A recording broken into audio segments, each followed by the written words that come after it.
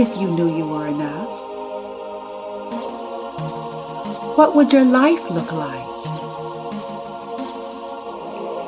What would love look like? This is the Enough Factor broadcast, where we're redefining what makes you enough in life and in love. Now here's your host, Suzette Birnall.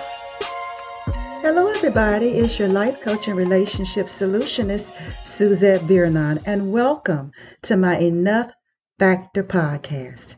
I want to give a hearty welcome to the Enough Warriors out there who follow me from week to week. You know you're in my heart. And if you're new to the podcast, our mission is to help you to redefine what makes you enough in life and in love on your own terms. How do we do it? By amplifying 3 critical factors of enoughness: your voice, your value, and your vision. Over the next few weeks, we're going to get a blast from the past. Ever since I felt the nudge in my spirit the early part of 2015 to focus on high achievers and relationships, I've been sharing my experiences from dating, relating, and situationing up through my late 40s. And what I learned in hindsight, insight, and foresight. So you can get off the struggle bus and live a healthy, satisfying life. What I found interesting and quite gratifying when I look back is that my message has remained the same. And the insights back then are still what I believe today. That's why you can trust what I share with you. It stands, regardless of whether you swipe to the right or left, or meet someone new in the carpool line. The foundational principles I share remain the same. I think that's why I'm gaining more and more millennial listeners, as well as those in their 60s like me. What I hear most is, Suzette, nobody ever taught me this. Regardless of the age, that's something we all share. Nobody taught us about relationships. Nobody taught us how healthy relationships work and how to participate in a healthy way. That's why I made a decision. I made a decision to continue my weekly podcast. Usually my season runs from the end of March to the end of August, but this time I feel an unction within me to continue. But before we dive in, this episode is brought to you by Wellness for the Modern Woman, a workshop for the woman who has achieved success but still feels something is missing. Wellness coach Tiffany Matier of the Wellness Craze Studio and I have teamed up to give her insight and tools to help her to find her missing piece. It's happening Saturday, October 16th at 10 o'clock a.m. at the Wellness Craze Studio, 419 East Main Street, Clayton, North Carolina, 27520. You don't have to continue to suffer in silence. We're here for you. Early bird tickets are already available. We're selling them now through September 8th. After that, the ticket prices will go up. Details are on thewellnesscraze.com. Click on upcoming events. So, if you live in the Clayton, North Carolina area or want to take a road trip to Clayton, I invite you to come and check us out. Now, seating is limited, and part of that is because of, the CDC guidelines. And also masks will be required. Okay? Also pretty fun. We're going to be giving away some swagalicious wellness prizes leading up to the workshop. But only those who have purchased a ticket are eligible. So again, don't wait. Go on and get that ticket. Okay? So I want to tell you about that. Now back to today's episode. I'm reaching back to 2015. Yes, 2015, 2 months after I got married. And I want to have an honest conversation about this whole good woman definition. I don't know about you, but that whole good woman definition did not help me at all when it came to my relationships. So having lived out that definition and seeing how it failed me, I wanted to offer you a different perspective.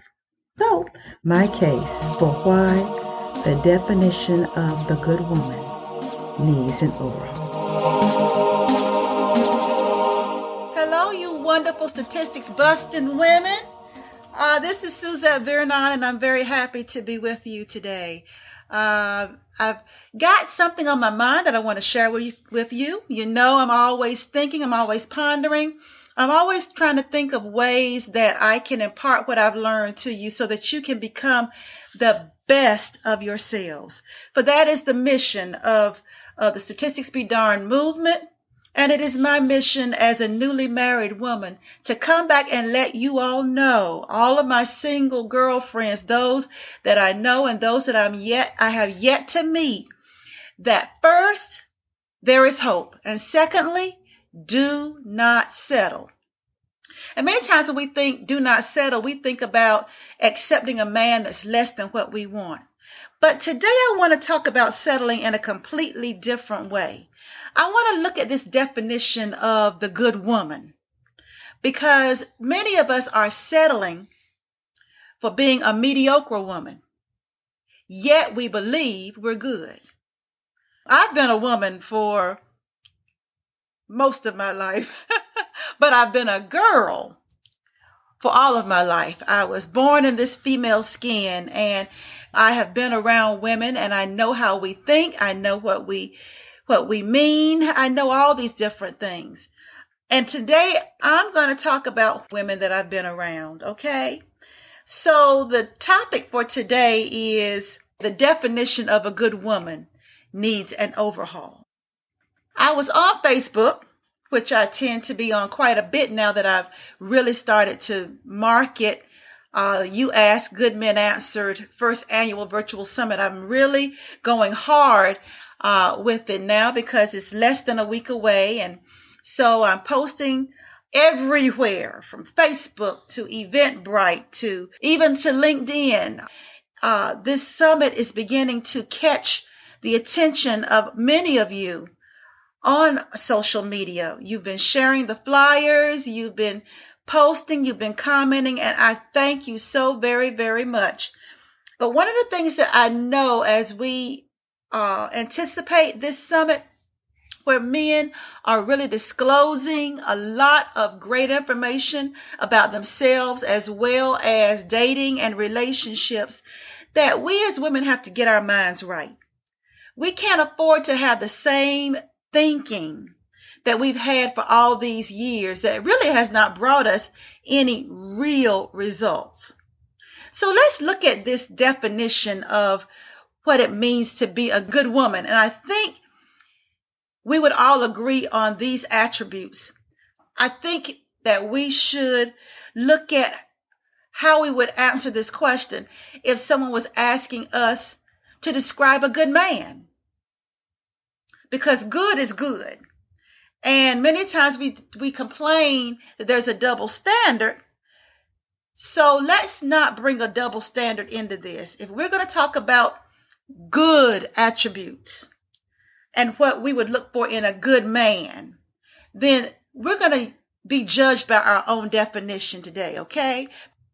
When asked what a good man is, we say he's loyal, he's honest, he's sincere, he's motivated, he has dreams and goals for his life, he's kind, he has money, he has a job, okay, which demonstrates to us security.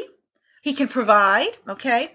We also say confident, a descriptor that's gaining lots of popularity with women, especially the ones that are getting older, past the age of 30, is emotionally available. We want a man that's consistent. We want a man that does what he says he's going to do. We want a man that treats us well, that cares about our feelings. We want a man who's caring, who's a leader, who is trustworthy, who's affectionate and loving. And we also want a man that's easy on the eyes. We want a man that we feel attracted to. Okay?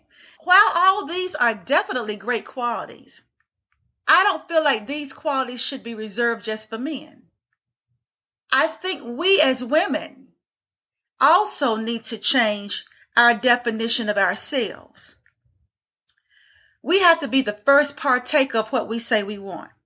We can't set high standards for the man that we want and have low standards for ourselves.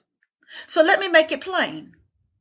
We as women want to keep our negative opinions about men and want men to prove us wrong.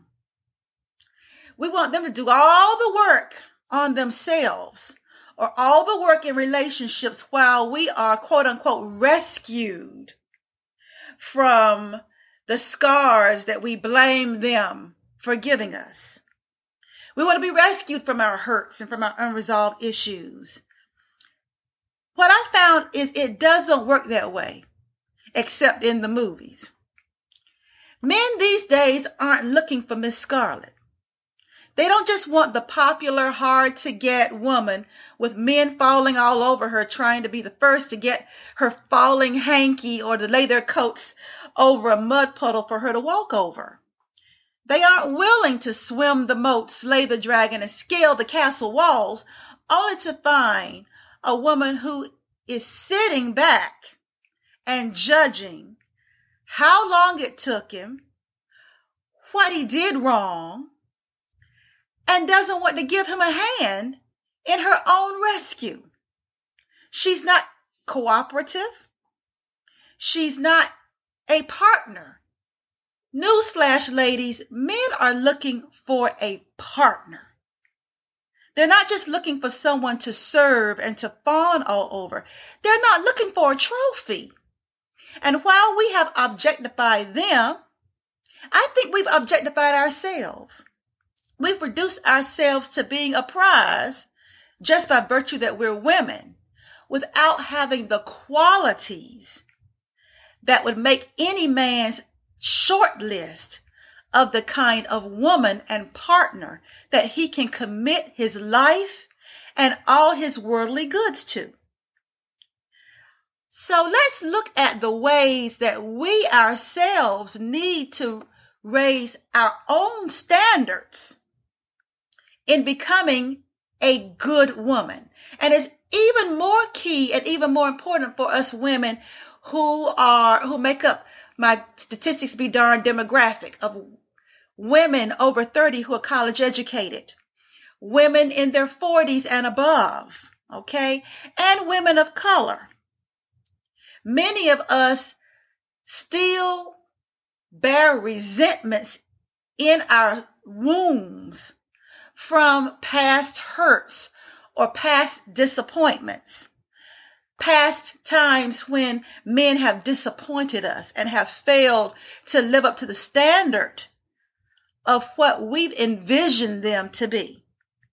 So let's kind of look at a few. I can't go through all of them because, of course, you all know we have this humongous checklist of what a man has to have and be, but yet our own checklist is so very short, okay, for who we need to be in order to be a great partner to the man that we desire. So let's look at one of the ways that we truly have a low standard. One of those ways is how we date. Ladies, we don't show up. And I'm not going to belabor this because in my previous audios, I think I get very detailed about the importance of us showing up. But in looking at what a good woman does, a good woman shows up as her. She doesn't berate a man for not being real, for not being forthcoming, for pretending to be someone that he's not, and hold herself to a lesser standard. We don't get to judge a man's darkness and leave ours completely unattended. So a good woman attends to her own darkness. She does not expect a man to rescue her from something that he did not do. We hold so many of the men that we meet accountable for what another man did. And a good woman does not do that. When she recognizes that that's a tendency in her, or that she has done that in the past, she gets busy to tell herself the truth and do the work to overcome it, because she herself wants to be a woman of integrity. She herself wants to be a good woman. So when we say we want, the honesty is right up there in what we want from a man, we have to be the first partakers. Okay? Has dreams and goals for his life. Ladies, our dreams and goals for our life can't just stop with career advancement. A lot of us have dreams and goals for success. We want to be entrepreneurs. We want to start our own businesses. We want to be successful. We want to be the top of our game when it comes to business and career. But we don't want to be at the top of our game when it comes to relationships. Ladies, you have to have a dream and goal for your relationship that is bigger than, I just want to meet a good man. There has to be a higher standard than that. You have to first be the first partaker. So what is your dream for a relationship? What is your goal for the relationship? What do you have to contribute besides being cute, can make a mean apple pie, and have a good job? That definition of good womanhood needs to be raised. There needs to be a higher standard for the dreams and goals we have for our life. We want men to have dreams and goals that include us, but we don't want to have dreams and goals that include them. So that's another area that we need to become good women. Another area is in how we are treated. We want a man who's kind to us. We want a man who considers our feelings. We want a man who's emotionally available. One of the biggest aha moments I had about myself was when I was complaining that I was a magnet for unavailable men. I'll never forget the day when something bigger than myself, a voice bigger than myself, rose up from within me, tapped me on the shoulder, and said, the reason why you're attracting emotionally unavailable men is because you are emotionally unavailable. You could have sold me for a piece of dust.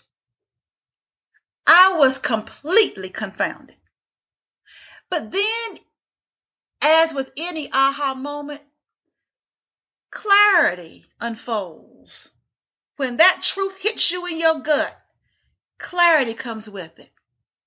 I started looking at those times where, whenever it was time to risk my heart, to take any kind of risk, to be vulnerable, to be forthcoming, to really say what I need, I wasn't forthcoming.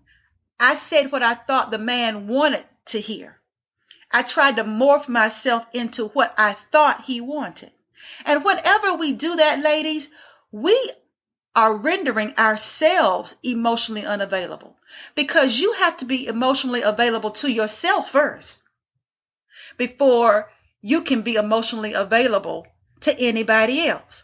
And so many of us have checked out on ourselves. We don't think we're enough. So we feel like we have to compensate for what's lacking inside of us with our careers, and with some of us even with public service, some of us even with charities and being involved in outreach. We're trying to earn the good woman label by the things that we do. We're trying to earn being enough by performing well.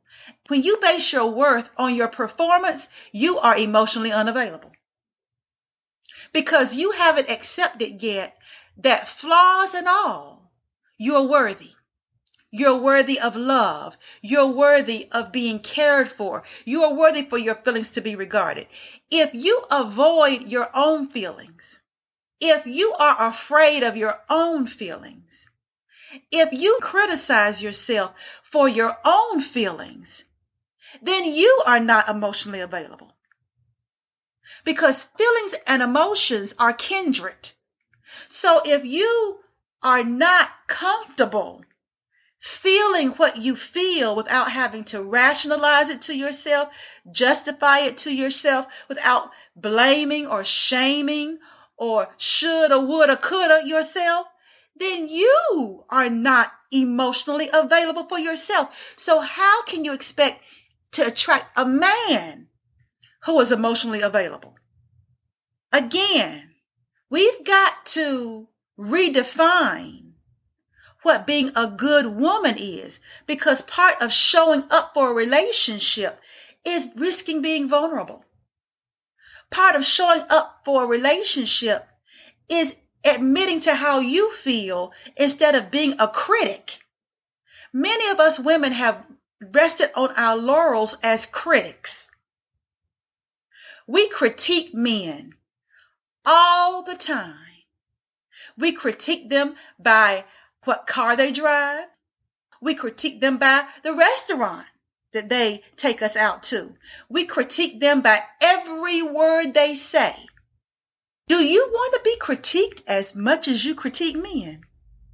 Well, if you don't, then you have to hold yourself to a higher standard and stop being so critical. So that's where I'm going to leave it. I think I've given you enough to think about. I think you get the gist of it. The gist of it is we have to become the change that we want to see in our men. That's it. And by doing so, we change the definition of being a good woman. It is no longer having a good job. It's no longer going to church. It is no longer you can cook a great meal. While all those things are great and wonderful, in and of themselves does not qualify you as a good woman. There are women who can cook, and there are women who do go to church, and there are women with great jobs whose hearts are under lock and key. They don't trust anybody. They're critical of themselves and critical of others. They're afraid of their own feelings. They're afraid to let themselves go. They're afraid to allow someone to love them. And if you fall into that category, ladies, you're not a good woman. You're not a good woman. And if you're waiting for a man to help you to become a good woman, you are denying your own power to be the change you want to see. You have inside of you, given to you by your Creator, the ability to heal. You don't have to have a man come and do all the heavy lifting. You have to attain a certain level of wholeness before you even have the inner fortitude to be in a relationship. Relationships go through such ups and downs and twists that you have to have an inner fortitude in order to even date. So it is incumbent on us as women to be about healing our own hearts and healing our own souls. We can no longer stay in denial. We have to pay attention. Please understand, I'm not telling you that because you don't have a man, you're a bad woman. That's not what I'm saying. I'm just saying that we have to hold the definition of good woman to a higher standard. I'm going to end with this. And a man said this: a good woman does not waste her time on a man that is not good for her. I want you to hear me again. I want you to hear me again. A good woman does not waste her time on a man that's not good for her. You have just listened to the Enough Factor podcast with your host, Suzette Vernon. To get notified of new episodes or to dig deeper into today's topic, become a subscriber. And while you're at it, tell us how we're doing and what topics you're interested in. We appreciate your feedback and your reviews. Until next time, remember, you are worthy, you are worth it, you are enough.